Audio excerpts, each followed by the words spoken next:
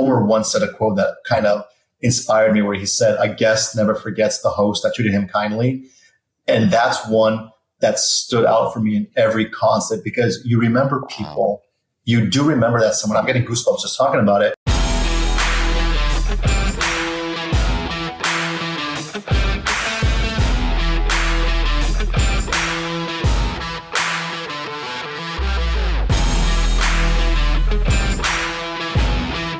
Welcome to Digital Hospitality. I'm your host, Sean Walchef. This is a Cali BBQ Media production. We started this show back in 2017 with a crazy idea that restaurateurs, business owners were on the internet, and that if we shared stories of success and failure with people that we respect and admire in the industry, that we would build a community. And I'm so grateful today to meet Demetri Tsolakis.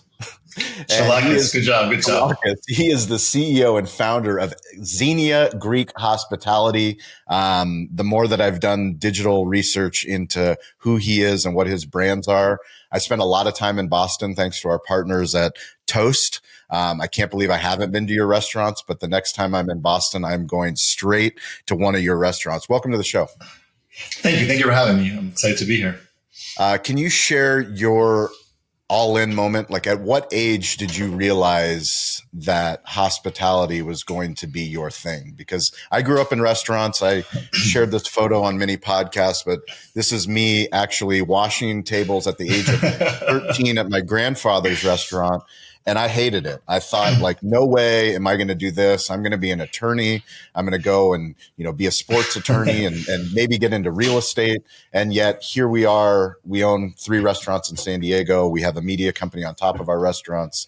I would think of no other life that I would rather live, but I want to hear your all-in moment. I agree too. I grew up in my family's restaurant out in Western Mass, and I just remember every day after school just going to the restaurant and literally at the first booth sitting there doing my homework. I'm from Greek immigrant parents, so they couldn't really give that much, support or help when it came to like vocabulary. So I feel like I was teaching them. I went to school not knowing any word of English, but literally the way I saw, interaction and as soon as I was 9 years old and I could reach the counter, just literally pouring sodas. I remember the fountain machine and pouring sodas. But fast forward, my family did not want me going to hospitality. They wanted the typical Greek American family, become a lawyer, become a doctor, go out there and do, what we didn't do. We didn't have the beautiful life in the sense of, that American dream. But I wouldn't take anything back. I did go to school and graduate and made my mom happy, especially by going into investment banking and going into finance. And, I was not the typical take over your family business, but from an early childhood, I remember that my happiest and where I felt most fulfilled was in hospitality, so I couldn't see myself doing anything different. I left corporate America after 2 years and I literally, went back into the field until I started my own businesses here in Boston. Bring me to your first restaurant. I started a fast casual concept here in Boston called Greco. Truly Greek, we're authentic. We're Greek street food. We have 7 locations now between Boston and Washington, D.C. And it's a brand that we're looking, to continue to grow as, Greek food is really popular, healthy option, the Mediterranean diet they're all talking about. But we wanted to do something that was not only affordable, but at that time approachable, because many people didn't know what a gyro was, or, after the success of My Big Fat Greek Wedding and more Greek American shows, people started dialing in to the culture more. And we wanted to be one of those ethnic avenues where people could go and find our food and with value and affordability and more importantly, approachability. And the brand over the years has, evolved. We're very, very customizable, personalizable brand right now. So we have 7 of those locations, and then started a few full service restaurants here in Boston as well. Krasi, which is the Greek word for wine, was my first sit down restaurant. We focus on regional Greek cuisine, and we have the largest all Greek wine list outside of Greece with about 300 labels. Our big thing is about educating people, why to drink Greek wine. If you like, Sauvignon Blanc, why not try a Syrah to go? Like, give them something different. more and more as we're, opening restaurants, we're understanding that people just don't want to consume anymore. They want to understand a lot, like, why I should be doing this or what's the story behind this. So we're big storytellers, and why we opened our second, full service restaurant called Bar Vlaha, which tells a story of a specific, group of Greeks in northern and central Greece who were nomads and shepherds who really, really started, and if you go back to Greek, history, you'll see that it's the roots of Greek food and culture, something that is overseen and not many people really tell their story. So I feel like when I went back to visit Greece in that part of that region, I rediscovered Greece myself. So I'm here to tell their story that they cannot. And then as of recently opened a more contemporary approach to Greek food called Kaya. It's very, very, modern, approach to the traditional Greek foods. Our chefs there are doing some fine dining stuff that I haven't seen anywhere. And every story and every brand that we have tells a different story of Greece. But the underlining mission, though, in my company, Xenia Greek Hospitality, is that mission of, philoxenia, ancient Greek philosophy of turning a stranger into a friend. So we prioritize that because people, this day and age, it's not just important like what you serve, but it's like how you serve it. So we really cater to this experience, whether it be in fast casual Greco that I see people for 7 minutes or that I have 3 hours in my full service restaurant. So this vision, this strategy is something that, we preach to all our staff, in training that, you don't have much time or with these guests, you want to make them feel part of family right away. Bring me into the story. The first time, like, were you in finance where you go, I want to open up a restaurant? Like, did you tell your parents? Who did you tell? Like, how did it go down? I was a college student, and I would, not find anything I grew up with. I went to, my school cafeteria with moussaka, or as my big fat Greek said, mouskaka. I had those foods that nobody knew. And when my friends would come over to my house and they'd want to stay for dinner because my mom wasn't making spaghetti and meatball and mac and cheese, she was making authentic Greek foods. So my friends, I was popular just by default. They loved coming over for dinner. Nobody would ever want to leave. So those moments to me, it's like if I shared, these amazing dinners and meals with friends, and it's what broke the ice and kind of led me to relationships and building. When I was in finance, I just wasn't able to do that. We just talk numbers all day and clients. It's work. I didn't have that creative or those creative juices flowing. And I found it very, very hard to break into it in the sense that I would leave corporate America saying, oh, I feel fulfilled. Like that was an amazing day. I liked what I did and I learned a lot, especially with a background in finance and with building restaurants, but more importantly, just the customer, relationships that you build. In the end, though, I wasn't fulfilling. And I just didn't go home at night feeling like I did something that made someone's difference or showed them or educated them. And I feel I have a story I can constantly tell with my culture and my upbringing. And I only found that outlet in restaurants and hospitality. Do you remember opening day? Did you soft open or was it a grand opening? So we opened, I remember this actually, it's 2017, the first Greco. And I've worked in restaurants before that as well here in Boston. And even when I was in finance, I always made sure to have some kind of tie to hospitality. But we opened during a blizzard on the day the Patriots, New England Patriots, were doing a parade. And one of my partners running to City Hall in boots this big just to get the permit because we couldn't get there via Uber because all the streets were closed for the parade. So she would have I got it. And it was a scene of a Greek Spartan warrior racing through Boston with the permit. We can open. And she gets to us by noon. The parade started at 11 a.m. It was our own victory parade as well. We opened the doors. We just constantly go back to the championship of the Patriots and being that legacy as well. Being a sports city, we tie to sports a lot. But it was a fun moment. We lined out the door, and seeing the brand fast forward to where it is today with 7 locations of Greco and 3 full service restaurants. It's, we're super, super proud of what we've built and, continuing to do, and the people who are along the way with us. What an awesome story. Can you share, when did you know it was time for the second restaurant? What were the financial metrics that made sense to go to 2?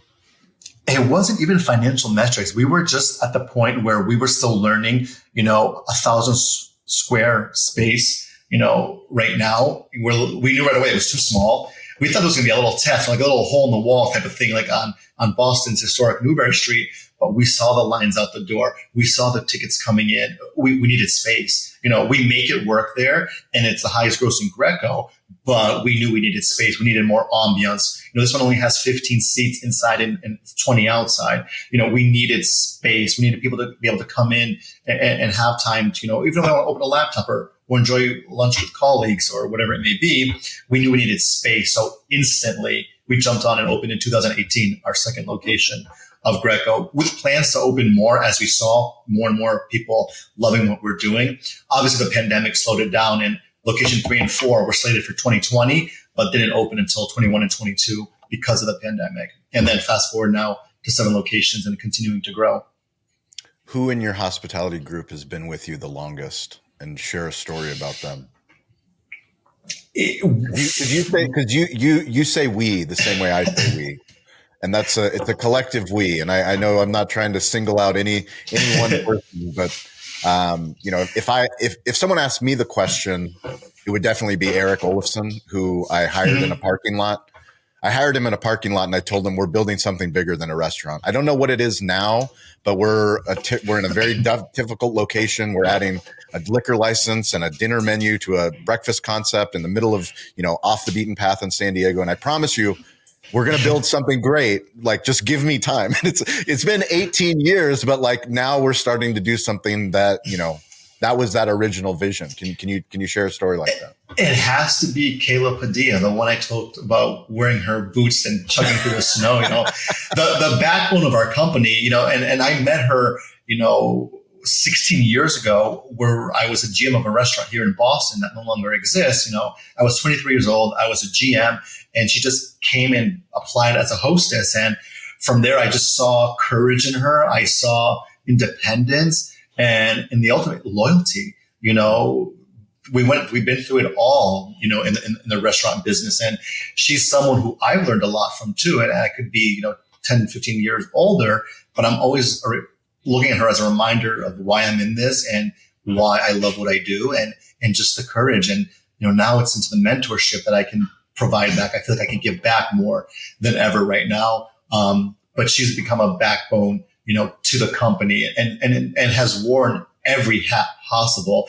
Now as our chief human resource officer, she goes beyond that. It's every role in the restaurant. It's someone you can always count on and who's going to be there. So definitely her, but there's so many that we've started with since we made the company who are still with us. So I can give you a list of names, but she's one that stands out right now, just in the sense that it was before we opened our own. It's like you said, the parking lot moment I had with Kayla as well. And so we were working on like, hey, I think it's time I leave this. And obviously you come along, please, my passenger in this ride. And she said, yeah, of course, no problem. And then we started opening all these restaurants and we built this beautiful team of everyone. And the beautiful thing is we all share the same passion of hospitality. And I feel that's what people forget is what actually does hospitality mean. Right away, your mind goes to an industry, but for us, it's like that feeling, that spark, that engagement. When you have guests coming in your restaurant, it's not customers in our eyes. It's like you open the door to family. You greet them that you would greet someone you haven't seen in 20 years. Like, it's embracing. And I feel like in this world that we live in today and all this crazy stuff going on, it's like you need that moment of normalcy. And I think hospitality delivers it better than any other industry out there. We go out to eat to escape, so I think, going out to eat and having a horrible time is like, okay, what's the defeats the purpose? So it's just this team of individuals, our hospitalians. What do you call us? We're just people who love it and we love just catering to people. So the thesis of this show, Digital Hospitality, is every business needs to build digital first, especially brick and mortar businesses. And every business is in the hospitality business, whether they know it or not. technology has changed so rapidly. I mean, we opened up our restaurants in 2008, which was like the beginning of Facebook, Web 2.0. Yelp was a thing. All of these things have evolved so much now that we're here in 2025, and they continue to evolve. I would love to hear your thesis on technology in hospitality, and what does digital hospitality mean to you? Embrace it. Embrace it. We gave AI a name. She's part of our team. Her name is Gabby. She works with us. We humanize. We humanize technology. It's to the point where we live in a fast-paced society. Society on the go, and we can't keep up. Paper and pen just don't do it anymore. I sit here and I make, like task lists and to-do lists, old school, but I also have to get in that digital, footprint. And to be a scalable brand, you can only do that because technology is what's fast. Relying on a human to get you what you need or to go and research. You leave hospitality. It's like, why do I want to spend time like at a keyboard where I could be front facing my guests? Yeah. So the more time I have at a computer, at a desk, away from my guests who, are coming into the restaurants, it's time wasted. So in this day and age, we're never, ever going to replace a human with technology. We'd rather just give them or shift their role where it's more front facing, where the human touch doesn't go bye-bye, but the human idea of, hey, behind the scenes research and data entry, you don't need that anymore. And, even bringing on as simple as KitchenSync to do our virtual bookkeeping, it's changed our lives. We're saving 20, 30 hours a week of just, data entry, emailing an accountant who then has to get it back to weekends where I like to work because no one calls me or bothers me. I can't access anything because it's in my accountant's computer. So with KitchenSync, real-time data and more as we build these scalable brands, we look at data. Data doesn't lie. But being able to track if prices go up at a produce or your electric bills astronomical, you want instant access. So we definitely, are implementing more and more technology. You'll see it front facing as well, with kiosks in the restaurant, with our app, the Greco app. But that also has to have a touch of hospitality as well. You don't want to go in to a kiosk and it's be frustrating. You want to be able to do like wear your AirPods, don't talk to a human. That's okay.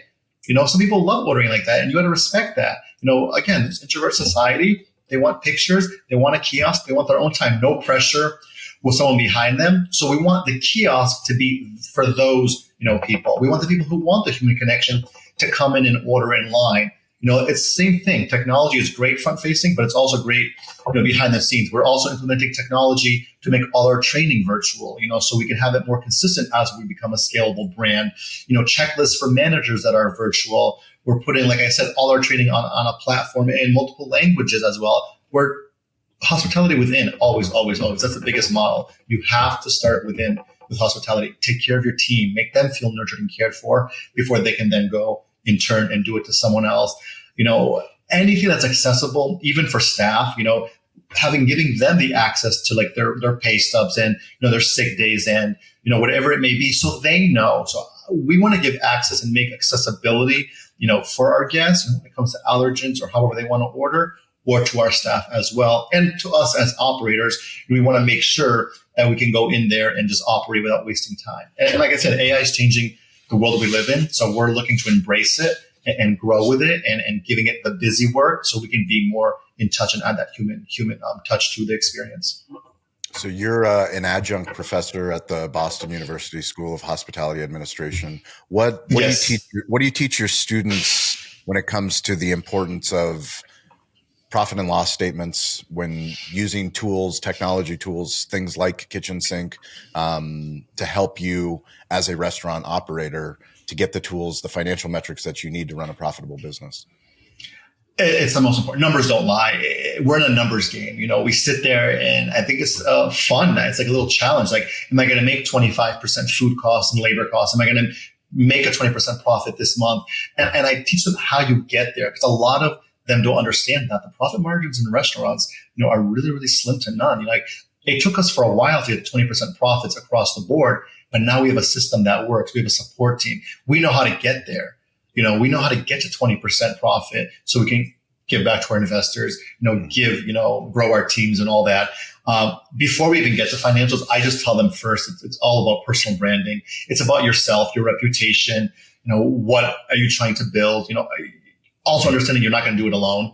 And I think that's the biggest thing. A lot of people open restaurants just to entertain guests and have a good time. And for me, it's like spreadsheets and plumbing issues. It's not exciting like I thought it would be. You're sharing all the secrets with your students.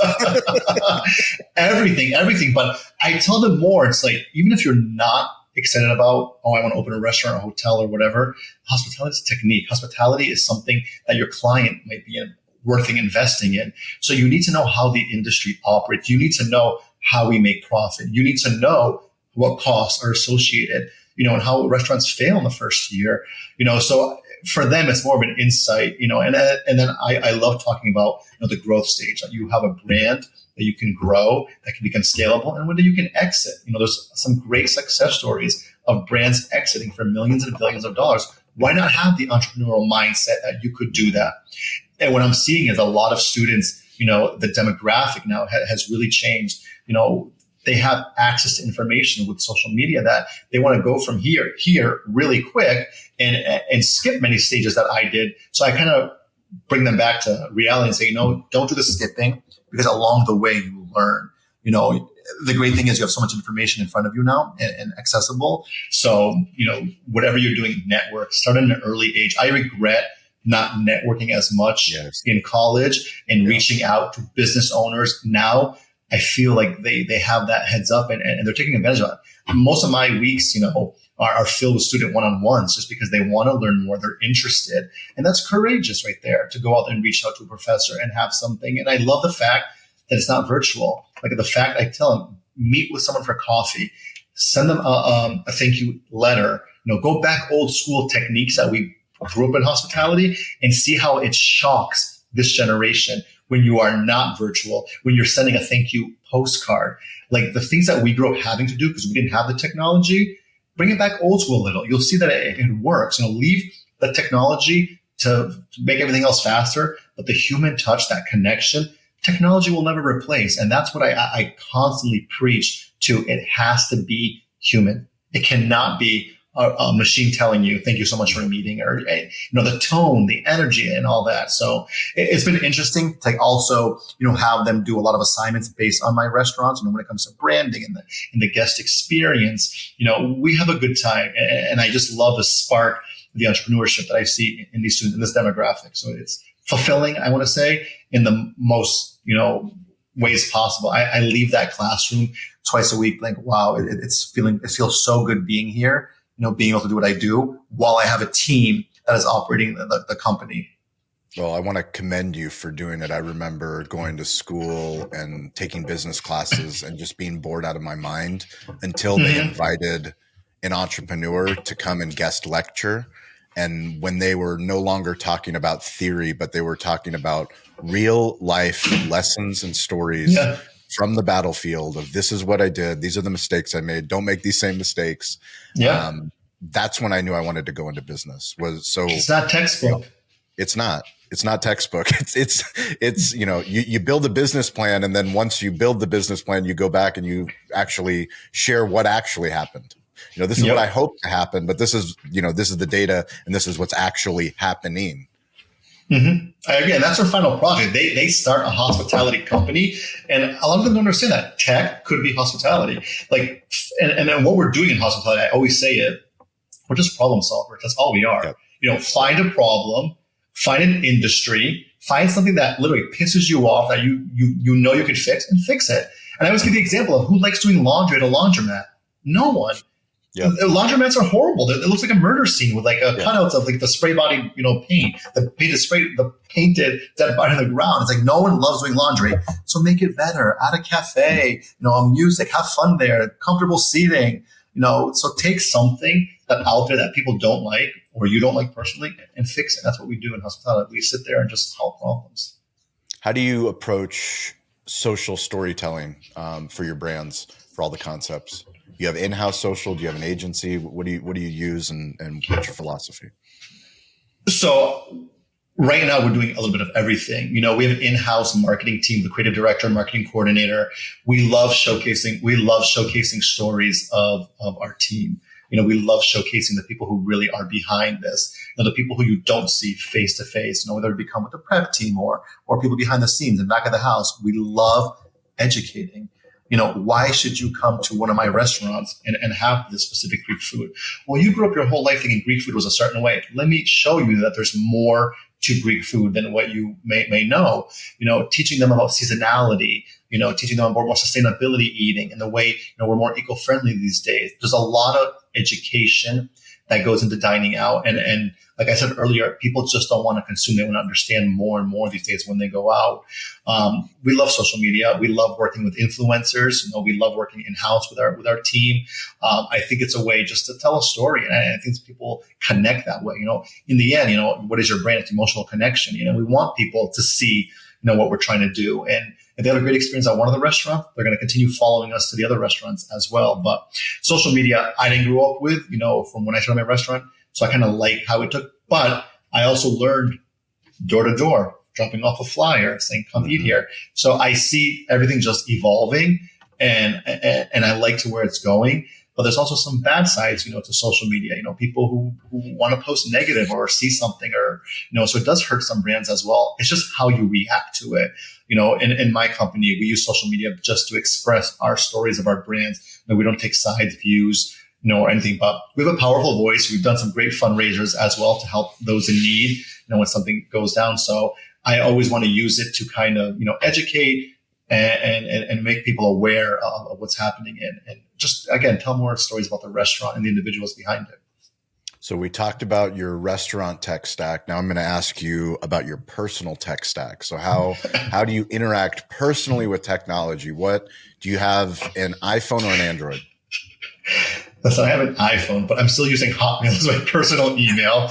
I can't even access Google Drive, and my team makes fun of me for it.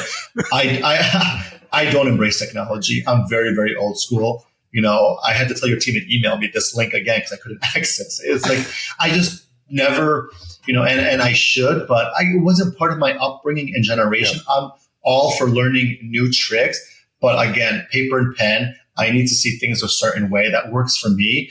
And in turn, my team can digitalize it, But for teaching, on my end, I love using technology to teach the generation that uses it. But I'm more old school. I like PowerPoints. I still do that for my team when I present to my team.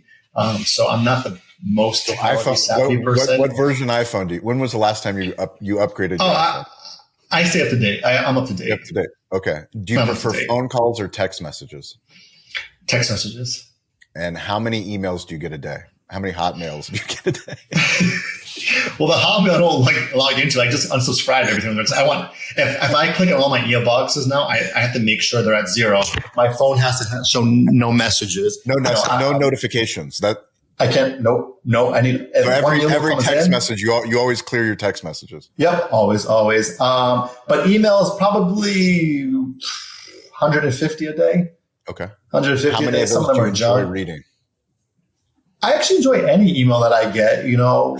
I rarely knock on wood. Again, I enjoy it. And if we do get a bad one, we fix it. Again, it's part of what we do. We don't want people being pissed. I love the 1-star reviews that come in. It irritates me for like 3.5 seconds. Then I get over it. I'm like, what did really happen then? And I just want to ask some people sometimes, are you angry? Like just in general. But again, everybody has a reason for that. And for me, it's just more finding out, well, what is it? So I love the human connection and that's something that will never replace, what I do. But Google Maps or Apple Maps? Nothing. I like Google Maps. You like Google Maps. How do you listen to music? I do listen to music on Spotify. Do you listen to podcasts? Occasionally, podcast? Yeah. I'm going to start definitely. For me, I love podcasts if I'm on a run or if I'm on a treadmill and I just have that focus in. And podcasts lately, I've been tuning into a lot. I love hearing other people's perspectives. I love hearing people's stories. And again, that's what restaurants are. We're storytellers. So I love listening to people's stories more than listening to some song that has no meaning or makes no sense. Do you take photos or videos or both? Photos. My Instagram, I can't even make a reel. Photos. How do I you have a take team to do that. how do you take notes for your team? So like if you're traveling and you see a concept, do you take a photo? What's your team communication? Is it a text message or is it Uh, a Slack? What do you lots guys do? of lots of group chats, but we're not allowed to text each other on the weekends. That's our company rule. And we only send out emails. If we do let's do a group chat, it's a broadcast message. It's nothing that they need to follow up with. So we have some Got it. certain rules because you know what it is? When you have easy access to someone, you don't understand that they might be in the middle of something. You can't ask them to do something via text. It's just not fair. You have to check phone calls, messages, text messages, emails. You know, there's so many different avenues that you have to go back and make sure. So we cut that all out. And we say, you know what? We'll have our meetings. We'll recap everything. But emails is the best communication. It's almost like a checklist. Text messages, just say good morning and something positive, and that's it. I love it. So my grandfather, Bulgarian grandfather, born on a farm, he raised me. I never met my father, but he shared, stay curious, get involved, and don't be afraid to ask for help. It's something we say on every podcast, on every stage. It's curious people listen to podcasts, curious people read books, curious people go to conferences, curious people know that we don't know it all. But then you have to do something with that curiosity. To your point, what you shared earlier, you encourage your students to meet one-on-one. You have to raise your hand. You got to sit in front of the class. You got to do the work. It's not, you can't just consume. You've got to do something with it. And doing something with it's scary sometimes because you're going to make a mistake. But when you make a mistake, you know, it's like tell my kids, why do we fall? We fall so we can get back up. And then finally asking for help. I think, you know, you shared earlier how hard it was in the beginning for you to ask for help. I say it because I need to remind myself. That's why I have this show. I get to learn from people like you. I'm so lucky that, you know, KitchenSync put us two together so that not only I could learn from you, have you on our show, but, you know, when I do come to Boston, I can't wait to meet you in person. Definitely. Come see your restaurants. Is there any mantra that you live by? You know, there's one, and I use that to kind of start my company. You know, obviously everything's Greek, you know, for me and Mike said it, but Homer once said a quote that kind of inspired me where he said, a guest never forgets the host that treated him kindly. And that's one that stood out for me in every concept because you remember people. You do remember that someone, I'm getting goosebumps just talking about it because when I go out, I remember the person who made the experience, not the food. You know, you have a burger on a white plate, 20 people do the same thing, but it's how they serve it, who serves it, you're going to remember. So ever since, you know, reading, you know, mythology and ancient Greek poetry and all that philosophy, you know, just seeing that one quote is what led me to build this hospitality group is because it's the individuals who we connect with who's going to make the experience, not the food that we just serve. The food, you know, we can fix. You know, it's easy, but it's that individual who's going to say something or just make you feel a certain way that really stands out. So that's the mantra I go by. And like I said, back to human connection, technology will never take that away. And that's why I think it's so important. We're rooted, you know, in these, you know, human connections and interactions and know how to present yourself. You know, again, back to my students, I tell them about their resume. You know, your resume is a piece of paper. How are you going to get your name on there? How are you going to get your, you know, your accomplishments on there? Don't list responsibilities. We know what a responsibility of a marketing intern is. Tell us what you did as that marketing intern that set you apart from the other 500, you know, papers in the staff. You know, so again, I think that's why when we train, it's like we're not scripted. You know, just be yourself. Let your personality shine. You know, even when we interview, it's a conversation based. We don't even ask questions and to do with the job. It's more, you know, about you. Tell us about what you like to eat, what you like to do, why, your ideal, whatever. You know, it's really a just connection, and you can't stress that enough. You know, and that's why I'm always, you know, doing these podcasts or speaking or lecturing because I feel hospitality sometimes people try to erase it with technology, like ordering a QR code. No, you're not going to order on a QR code. I'm sorry, it's not part of your brand. You know, for some things it's good, but when you need to ask a question, a human has to answer it. It has to be someone there. Amazing. I will put links to connect with Dimitri on LinkedIn. Please go to his restaurants. Please follow him. We'll put links to KitchenSync if you guys are interested in what they do. They are awesome partners of ours. Dimitri, please end with the quote one more time from Homer. A guest never forgets the host that treated him kindly. Amazing. I absolutely love it. I've never heard that. I will write it down. It'll be one of our many mantras that we've collected, the nuggets that we've collected over the days. Thank you so much, Dimitri. We appreciate you. If you or any of your students or anyone from your team makes it to San Diego, please let me know. I will host you at Cali Barbecue, and that goes for anybody watching or listening. Definitely. We cannot do this alone. We appreciate you, and we'll catch you guys next episode. Thank you for watching. Thank you for listening. If you've made it this long, you are part of the community. You're part of the tribe. We can't do this alone. We started, no one was listening. Now we have a community of digital hospitality leaders all over the globe. Please check out our new series called Restaurant Technology Substack. It's a Substack newsletter. It's free. It's some of our deep work on the best technology for restaurants. Also, go to YouTube and subscribe to Cali Barbecue Media. Cali BBQ Media on YouTube. We've been putting out a lot of new original content. Hopefully you guys like that content. If you want to work with us, go to betheshow.media. We show up all over the United States, some international countries. We would love to work with you and your growing brand on digital storytelling. You can reach out to me anytime at Sean P. Welchef on Instagram. I'm weirdly available. Stay curious, get involved, and don't be afraid to ask for help. We'll catch you next episode.